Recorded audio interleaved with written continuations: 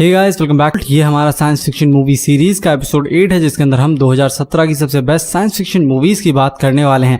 इससे पहले 7 वीडियोस और बन चुकी हैं, जिसके अंदर मैंने 2010 से लेकर 2016 तक की सबसे बेस्ट साइंस फिक्शन मूवीज को कवर किया है। तो अगर अभी तक आपने उन वीडियोस को नहीं देखा तो आप उन वीडियोस को भी देख सकते हैं। और इस वीडियो के अंदर हम टोटल 10 मूवीज को कवर करेंगे, जो most of the movies Hindi में ही अवेलेबल हैं। इसीलिए अगर आप कुछ भी मिस नहीं करना चाहते तो इस वीडियो को एंड तक जरूर देखें। हमारी सबसे पहली मूवी है व्हाट हैपेंड टू मंडे। ये मूवी 2017 में आई थी। एक action crime fantasy science fiction movie है, जिस मूवी के अंदर हमें कहानी देखने को मिलती है फ्यूचर की, जहां पे पॉपुलेशन बहुत तेजी से बढ़ रही है, जिसकी वजह से अनाज की यानी खाने पीने की समस्या बहुत ज्यादा बढ़ रही है। जिस चीज को काउंटर करने के लिए साइंटिस्ट इस तरीके के बीज बनाते हैं, यानी कि जीएमओ बीज बनाते हैं, जीएमओ फूड्स बनाते हैं, जिनके जरिए वो लोग ज्यादा से ज्यादा फूड्स को प्रोड्यूस कर सकते हैं, अनाज को प्रोड्यूस कर सकते हैं। पर इस अनाज की वजह से समस्या ये हो जाती है कि इन बीजों को इस तरीके से बनाया गया था कि अगर एक बीज लगाया जाए तो उससे 2-3 पौधे निकलेंगे, 2-3 फल निकलेंगे, जिसकी वजह से साइड इफेक्ट के तौर पे जो भी लोग इन्हें खाते थे, मतलब अगर औरतें इन्हें खा रही हैं तो उसकी वजह से उनके बच्चे एक से ज्यादा होने लगते हैं, जिसकी वजह से पॉपुलेशन और भी ज्यादा तेजी से बढ़ने लगती है।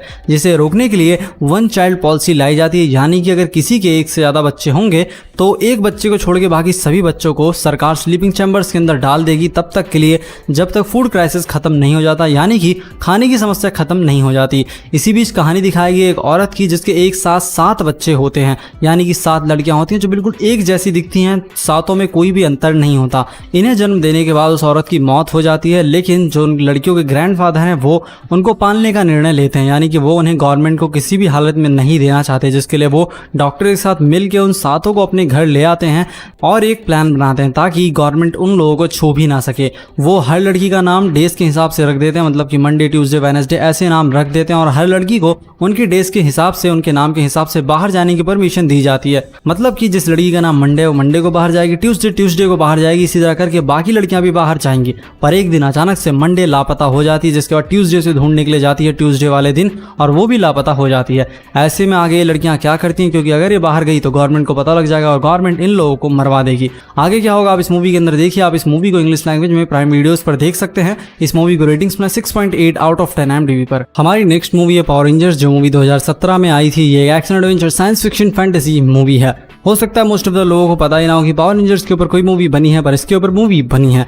इस मूवी के अंदर हमें कहानी देखने को मिलती है हाई स्कूल के कुछ बच्चों की, जिन्हें एक दिन अचानक से कुछ सुपर पावर्स मिल जाती हैं, जो कि काफी यूनिक होती हैं। हर किसी के पास अलग अलग तरह की सुपर पावर्स होती हैं, और वो सुपर पावर्स उन्हें मदद करती हैं पावर रेंजर्स बनने में, जिनके सामने एक बहुत बड़ा खतरा है जो दुनिया को खत्म कर सकता है। तो आखिर कैसे हमारे हीरोज उस खतरे से लड़ते हैं, वो आप इस मूवी के अंदर देखिए। वैसे ये हो सकता है कि मोस्ट ऑफ द लोगों को ये मूवी पसंद ना आए, क्योंकि इस मूवी को देख के मुझे ऐसा लग रहा है कि इस मूवी को बच्चों को ध्यान में रखकर बनाया गया है, क्योंकि इस मूवी के अंदर बहुत सी ऐसी चीजें जो सिर्फ बच्चों को ही पसंद आ सकती हैं। इसीलिए अगर आप चाहें तो इस मूवी को स्किप कर सकते हैं। ये मूवी हिंदी लैंग्वेज में अवेलेबल है, आप इसको प्राइम वीडियोस पर हिंदी लैंग्वेज में देख सकते हैं। हमारी next movie the space between us, जो मूवी 2017 में आई है। एक drama romance science fiction movie है। इस मूवी के अंदर हमें कहानी देखने को मिलती है एक लड़की की, जो कि एक एस्ट्रोनॉट होती है। वो अपने साथियों के साथ मिलके जाती है मार्स पे, क्योंकि मार्स पे हर चीज की व्यवस्था कर दी गई है, जिसकी मदद से इंसान वहां पर जी सकते हैं।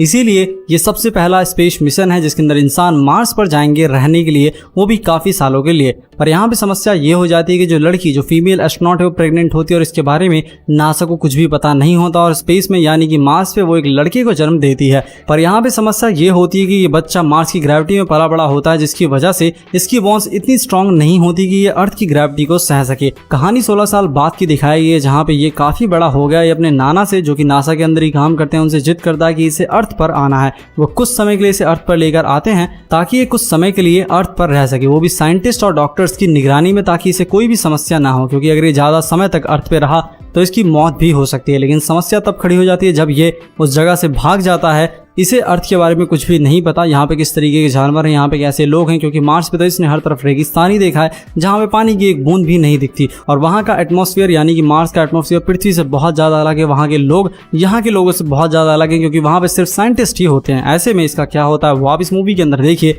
आप इस मूवी को इंग्लिश लैंग्वेज में प्राइम वीडियोस पर देख सकते हैं। इस मूवी को रेटिंग्स में 6.4 आउट ऑफ 10 IMDb पर। हमारी नेक्स्ट मूवी है एलियन, एलियन कॉवेनेंट ये मूवी 2017 में आई है। ये एक horror science fiction thriller movie है। इस मूवी के अंदर कहानी दिखाई गई इंसानों की जो अपने प्लैनेट से काफी दूर जाते हैं एक बहुत बड़े मिशन पे, क्योंकि इंसानों को दूसरे प्लैनेट पे जाकर वहां पे सभ्यता शुरू करनी है, मानव जाति को मल्टीप्लैनेटरी स्पीसीज बनाना है। लेकिन समस्या तब खड़ी हो जाती है जब इनके स्पेसशिप में कुछ खराबी हो जाती है, जिसकी वजह से ये उतनी दूर नहीं जा सकते। लेकिन इन रास्ते में ही थोड़ी ही दूर पर एक सिग्नल मिलता है एक प्लैनेट से जो अचानक से वहां पे अपेयर हो गया है, जिसके बारे में इनको पहले से कुछ भी नहीं पता था। लेकिन अब जबकि उतनी दूर नहीं जा सकते और वहां पे एक ही प्लैनेट दिखता है जो इतना पास हो जहां पे जीवन संभव, इसलिए ये लोग उस प्लैनेट पे जाने का निर्णय लेते हैं। वो प्लैनेट जिस प्लैनेट पे ये लोग अभी जा रहे हैं वो प्लैनेट जीवन के पनपने के लिए बहुत योग्य होता है, अनुकूल होता है, क्योंकि वहां पे ऑक्सीजन है, पेड़ है, पानी, हर चीज है। लेकिन फिर भी इन्हें वहां पर कोई भी प्राणी नहीं दिखता, कोई भी जानवर नहीं दिखता, वहां के कोई भी एलियंस नहीं दिखते, यानी कि मूल निवासी नहीं दिखते। अब ये कैसे पॉसिबल है और आखिर वहां पर कौन सा खतरा इनका इंतजार कर रहा है, वो आप इस मूवी के अंदर देखिए। ये मूवी हिंदी लैंग्वेज में अवेलेबल है। इस मूवी को रेटिंग्स में 6.4 आउट ऑफ 10 IMDb पर। हमारी नेक्स्ट मूवी द डिस्कवरी जो मूवी 2017 में आई थी, ये एक drama romance science fiction movie है। इस मूवी के अंदर कहानी दिखाई गई है एक साइंटिस्ट की जो एक ऐसी डिस्कवरी करता है जिसके बाद लोग बहुत भारी मात्रा में सुसाइड करना शुरू कर देते हैं, क्योंकि ये लोगों को बताता है आफ्टर लाइफ के बारे में, क्योंकि इसने साइंटिफिकली प्रूफ कर दिया आफ्टर लाइफ को, यानी कि मरने के बाद भी एक दुनिया होती है, उस चीज को इसने प्रूफ कर दिया, जिसकी वजह से बहुत से लोग जो डिप्रेशन का शिकार होते हैं वो इस उम्मीद में कि वो आफ्टर लाइफ के अंदर एक अच्छा जीवन जिएंगे, इस आशा में वो लोग सुसाइड करना शुरू कर देते हैं। इसी बीच कहानी दिखाएगी हमारी मूवी के हीरो की, जिसे पता लगता है एक लड़की के बारे में, एक औरत के बारे में जो सुसाइड करने वाली है, अभी किस तरह उसे रोकता है वो आप इस मूवी के अंदर देखिए। ये काफी अच्छी साइंस फिक्शन मूवी है, पर साथ में ये काफी कंफ्यूजिंग मूवी भी है, तो हो सकता है आपको इस मूवी को समझने में थोड़ी समस्या हो। इस मूवी को रेटिंग्स में 6.2 आउट ऑफ 10 IMDb पर। आप इस मूवी को नेटफ्लिक्स पर देख सकते हैं। हमारा जो कि एक action science fiction thriller movie है। इस मूवी के अंदर हमें कहानी देखने को मिलती है अर्थ की, जहाँ पे मौसम की हालत काफी खराब होती है। जहाँ पे बारिश चाहिए वहाँ बारिश नहीं होती, सूखा पड़ जाता है। जहाँ पे बारिश चाहिए वहाँ पे बाढ़ आ जाती है। इसी समस्या को सॉल्व करने के लिए सभी देश मिलके आपस में एक सैटेलाइट नेटवर्क बनाते हैं, यानी एक ग्लोबल क्लाइमेट कंट्रोल सिस्टम बनाते हैं जिसको जियोस्टॉर्म कहा गया है, जिसकी मदद से पूरी पृथ्वी के क्लाइमेट को कंट्रोल किया जा सकता है। जहाँ पे बारिश की जरूरत है वहाँ पे बारिश होगी, जहाँ पर बारिश की जरूरत नहीं है वहाँ पे बारिश नहीं होगी। मतलब ये लोग मौसम को अपने हिसाब से एडजस्ट कर सकते हैं। पर समस्या तब खड़ी हो जाती है जब जियोस्टॉर्म अपने हिसाब से निर्णय लेना शुरू कर देता है। मतलब कि जहाँ पे बारिश की जरूरत नहीं है वहाँ पे बारिश ला देता है, सुनामी ला देता है। जहाँ पे बारिश की जरूरत होती है वहाँ पे सूखा पड़ जाता है, रेगिस्तान में बारिश होने लगती है, बेमतलब में बहुत बड़े बड़े तूफान उठने लगते हैं। और अगर इस चीज को जल्द से जल्द नहीं रोका गया तो पूरी पृथ्वी खत्म हो जाएगी। ऐसे में हमारे हीरोज किस तरह इस चीज को ठीक करते हैं और आखिर कैसे जियोस्टॉर्म अपने हिसाब से निर्णय ले रहा है वो आप इस मूवी के अंदर देखिए।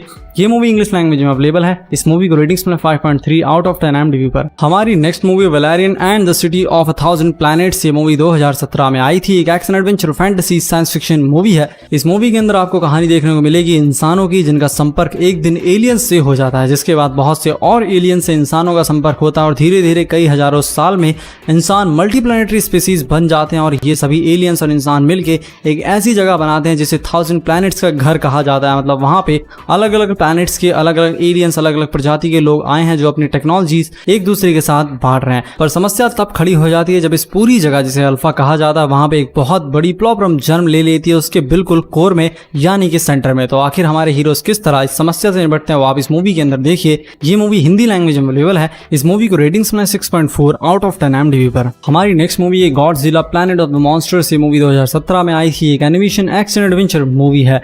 इस मूवी के अंदर हमें कहानी देखने को मिलती है अर्थ की, जहाँ पे अचानक से एक दिन पृथ्वी के अंदर से बहुत सारे मॉन्स्टर्स आते हैं जो इंसानों के ऊपर आक्रमण करना शुरू कर देते हैं। लेकिन इसी बीच एक बहुत बड़ा, बहुत महाकाय मॉन्स्टर पृथ्वी से बाहर निकलता है जिसका नाम गॉडजिला होता है, जो सभी मॉन्स्टर्स को मार डालता है। पर यहाँ पे एक ट्विस्ट है। ट्विस्ट ये है कि इंसानों को भी पूरी तरीके से खत्म कर देता है, जिसके बाद बहुत कम इंसान बचे होते हैं, जिन्हें बचाने के लिए 2 एलियन सभ्यता आगे आती हैं। वो इंसानों की मदद करती हैं ताकि वो गॉडजिला को खत्म करके इस प्लैनेट पे शांति से रह सकें। वो लोग गॉडजिला को मारने के लिए और इंसानों को बचाने के लिए मेगा गॉडजिला बनाते हैं, पर मेगा गॉडजिला नहीं बन पाता, वो डिस्ट्रॉय हो जाता है। जिसके बाद ये लोग एक बहुत बड़ी स्पेसशिप के अंदर बैठ के दूसरे प्लैनेट के लिए निकल पड़ते हैं, क्योंकि बहुत कम इंसान बचे हुए हैं। करीब 20 साल बाद जब ये लोग 11 light years, I think 11 light years की दूरी तय कर चुके हैं, लेकिन फिर भी इन्हें कोई ऐसा प्लैनेट नहीं मिलता जहां पे ये लोग रह सकें। तो ये लोग निश्चय करते हैं कि ये लोग वापस आएंगे अर्थ पे, और ये लोग वहां से लाइट्स की स्पीड में आते हैं, जिससे कुछ ही घंटों में पहुंच जाते हैं अर्थ पे। लेकिन अर्थ पे 20,000 साल बीत गए हैं। ऐसे में आगे क्या होता है आप इस मूवी के अंदर देखिए। आप इस मूवी को नेटफ्लिक्स पर देख सकते हैं। इस मूवी को रेटिंग्स में 6.0 आउट ऑफ 10 IMDb पर। वहां पे आपको ये मूवी इंग्लिश लैंग्वेज में मिल जाएगी। हमारी फर्स्ट मूवी स्पाइडरमैन होमकमिंग, जो मूवी 2017 में आई है, एक action adventure science fiction movie है।